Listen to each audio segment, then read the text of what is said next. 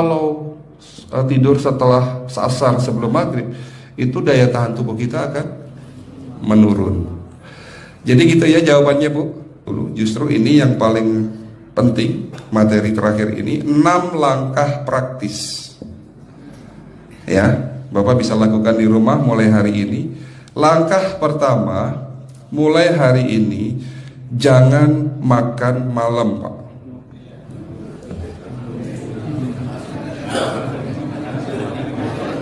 Ya, ala bisa karena biasa. Memang awalnya sulit, yang sudah kebiasaan makan malam itu sulit.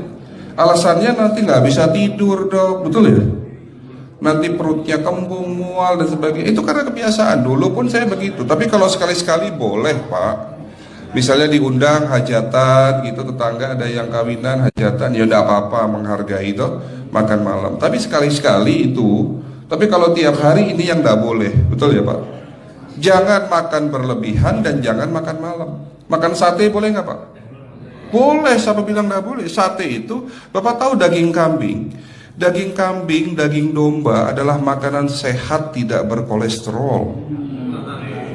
Yang kolesterol itu lemaknya Pak. Tapi kalau Bapak makan daging murni, dagingnya tok, ya sehat Pak. Yang nggak boleh itu santannya. Jadi makan gulai itu jangan, kalau gulai sate aja udah ya, ataupun dibuat apalah, dibuat empal ya. Oke, itu yang pertama. Yang kedua, tolong catat, jangan tidur larut malam Pak. Batasan tidur jam berapa Pak?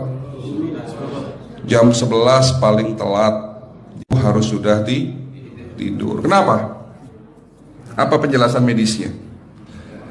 Orang yang tidur di atas jam 11 akan terganggu fungsi livernya Pak. Dimana liver kita ini fungsinya banyak.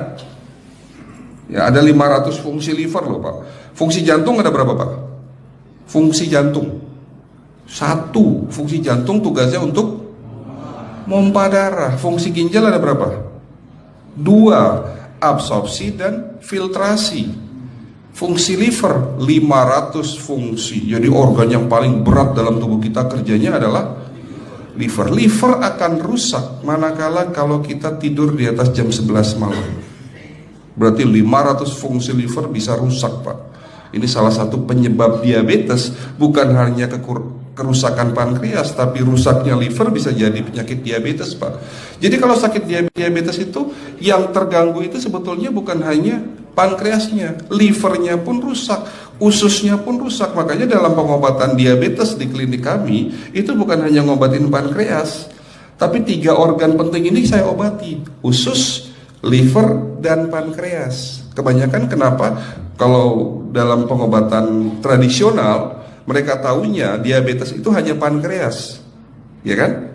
Tapi di sini dalam pengobatan holistik, orang yang kena liver itu 3 organ ini pasti rusak: usus, liver, dan pankreas. Salah satu penyebab dari kerusakan liver akibat kebiasaan tidur larut malam. Jadi salah satu penyebab diabetes pun bisa karena tidur larut malam.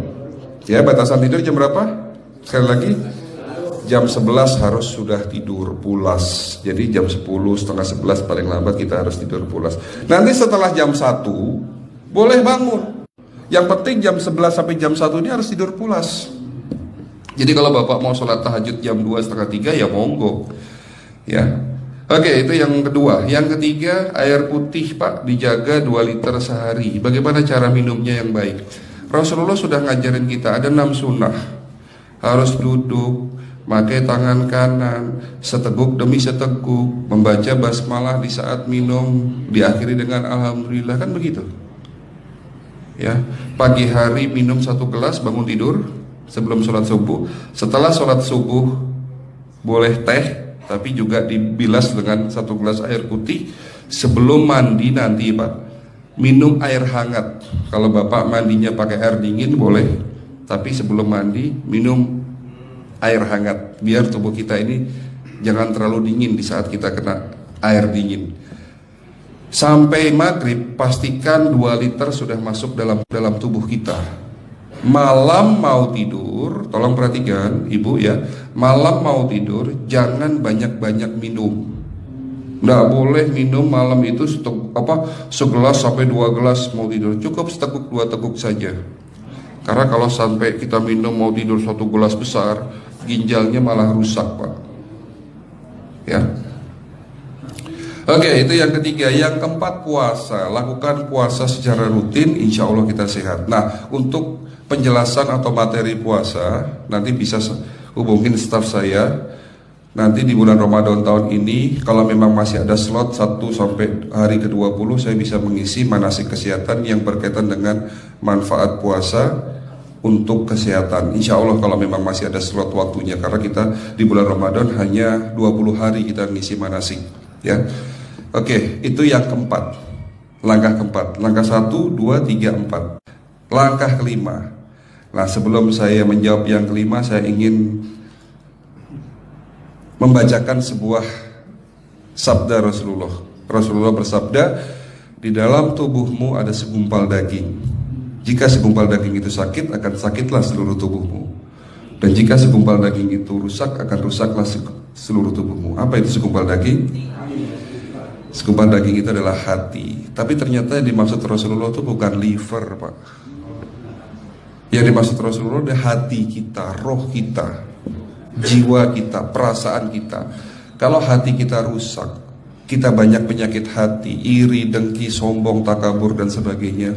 Penyakit fisik akan muncul dalam tubuh kita. Ya, tidak ada orang stres itu sehat, betul tidak Pak? Tidak ada orang yang suka marah-marah itu sehat, betul tidak? Bahkan Rasulullah menganjur senyum adalah ibadah. Senangkan orang lain, permudah urusan orang lain, insya Allah kita sehat. Ya. Jadi itu langkah ke-5. Langkah 1 sampai langkah ke-5 sifatnya individual. Bapak bisa lakukan sendiri di rumah. Tapi langkah ke-6 ini butuh bantuan pihak dokter atau rumah sakit. Kira-kira langkah ke-6 apa Pak? Lakukan pemeriksaan sebelum sakit. Jadi periksa itu jangan nunggu sakit baru periksa. Jangan seperti kayak Bu Ustazah tadi, diajak periksa, jawabannya takut ketahuan penyakitnya. Setelah stroke baru datang ke klinik untuk minta diperiksa. Kalau sudah stroke susah nggak nyembuhinnya Pak? Kata kayak beliau nih, sudah 2 tahun tidak sembuh-sembuh karena sudah terlanjur stroke. Tapi kalau beliau melakukan general check up, mohon maaf ya Pak, kalau beliau melakukan general check up rutin, insya Allah tidak akan kena stroke, karena sebelum stroke sudah diobati dulu. Karena stroke ini bisa kita lihat dalam scanning dengan alat yang saya punya, insya Allah kelihatan ini.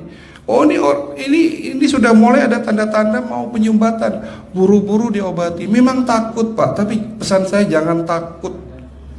Ya, lakukan pemeriksaan supaya kita tahu, supaya kita kenal. Gitu ya Pak. Jadi kira-kira di jemaah ini ada enggak yang mau saya ajak periksa kita semua? Pesan terakhir dari saya, lakukan pemeriksaan sebelum terlambat. Ini pesan saya dan pesan seluruh dokter di dunia sebetulnya. Lakukan pemeriksaan sebelum terlambat. Ya, karena dengan kita melakukan pemeriksaan kita akan kenal tubuh kita. Kalau sudah kenal kita akan sayang sama tubuh kita. Betul Pak?